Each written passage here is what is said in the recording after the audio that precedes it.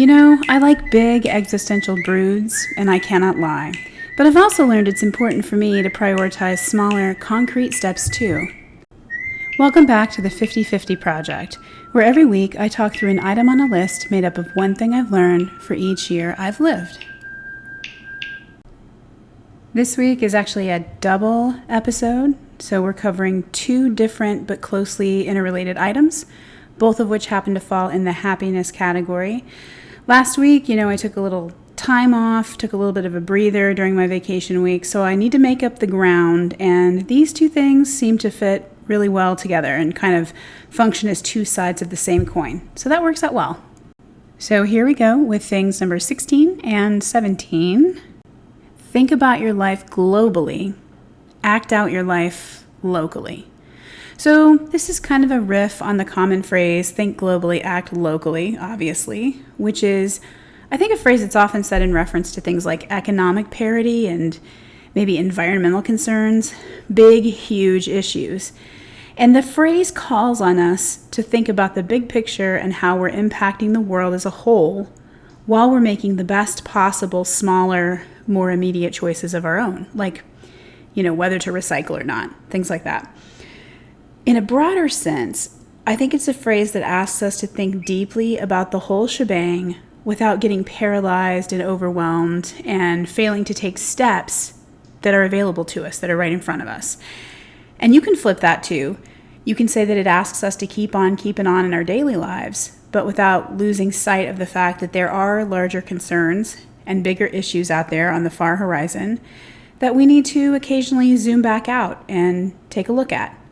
And I think this applies to our own one wild and precious life.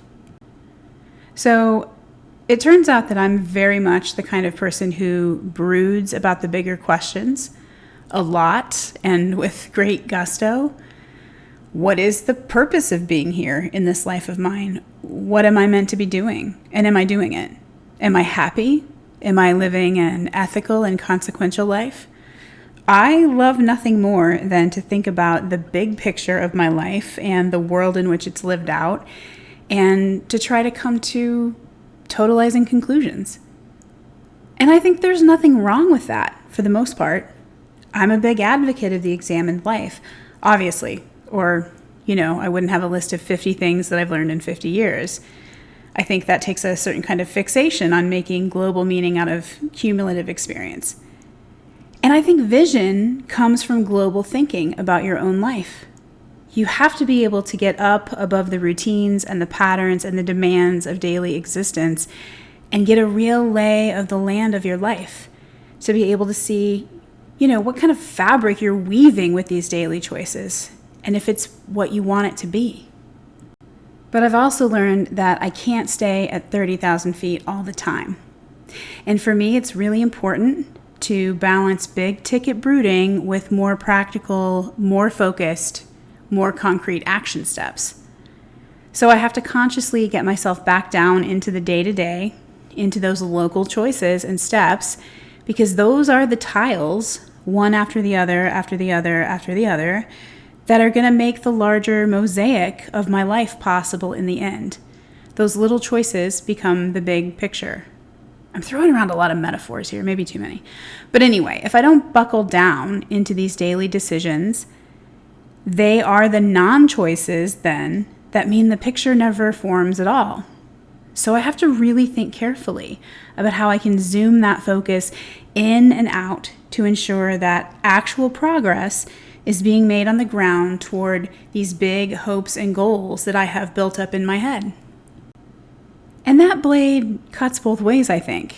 Whether you're somebody like me who is sometimes too focused on the global, or if you're on the opposite pole and maybe tend to stay really attuned only to the local. If you only think about the big picture, you run the risk of feeling so overwhelmed by the enormity of the task ahead that you can lose momentum and never make any incremental, stepwise progress. And if you stay completely absorbed in the day-to-day tasks of existence and you never pause to have the occasional day of brooding, then you risk losing intention and direction. And you might be making admirable progress day after day, but you also might find yourself down a path that you're not sure you really want to travel. So I think for folks like me, it's really important to keep continually breaking the big ideas down into small, actionable parts. And I actually have to chuckle about this a little bit because about 20 years ago or more, my best friend and I read exactly that advice in an article written by some self-help author whose name escapes me now.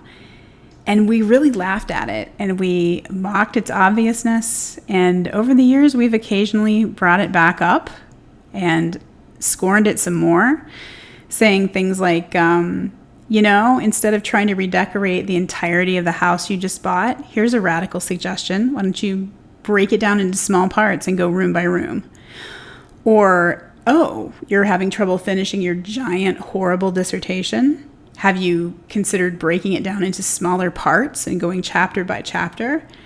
Those kinds of smart-ass comments. Because it's just so obvious, right? But you know what? Over the years, we have also conceded, really reluctantly, that we very often screw ourselves over by failing to do exactly and just that. And I'll say again that the time-bound plan, a 2-year plan or a 5-year plan or whatever, can sometimes help me do this. By breaking the time commitment down, it somehow also helps me break down the steps I hope to accomplish in that temporal frame. So when I'm in a brood mood and the problem I'm trying to solve or the life's work I want to do, when those things are just too big to get my hands around, I do need to remind myself, break it down, go step by step, do the next right thing. Think about whatever it is more locally. Now, for folks who tend to monkey bar steadfastly from the next step to the next to the next, I think it's probably important to hit the brakes every now and again on that and just take stock. I had a colleague in a previous job who is very much like this, and actually it was one of the biggest contributors to his success. He is incredibly productive, he's very focused, he's highly reliable, all of that. But about 10 years ago, he said he woke up one morning and realized that he was making steady, well-paced progress in a career he doesn't really like. So he had to pump the brakes, take a minute, have a big brood of his own, and figure out where he needed to pivot. And then after taking that time at the 30,000 foot level, getting the lay of the land, he could shift back down into stepwise mode and start knocking out the concrete incremental tasks that then got him on the right path and moving toward his bigger goals. And now he said recently that he actually uses his half birthday every year to do some auditing and thinking and soul searching and just make sure that he's heading in the right direction on a gut soul level. So for some people, it might be really useful to set a date in their calendar to do some thinking, some mulling about the long haul, maybe make yourself a mood board or whatever you like to do, and do some of that global thinking about life. I think this can be a hard balance to strike for a lot of us, and I really don't think one tendency is better or worse or more helpful or more damaging than the other. But I do think it's probably helpful to all of us when we make sure that we're both thinking globally about our lives and acting locally on our lives. Because we only get one of these things, and they are short and they go by fast. And we want to make sure we're actually going where we want to go on this journey. Okay, I think that's about enough of this for today. I hope you're out there enjoying the last of high summer, thinking and acting both globally and locally. Thanks for spending some time with me today. I'll be back next week with thing number 18.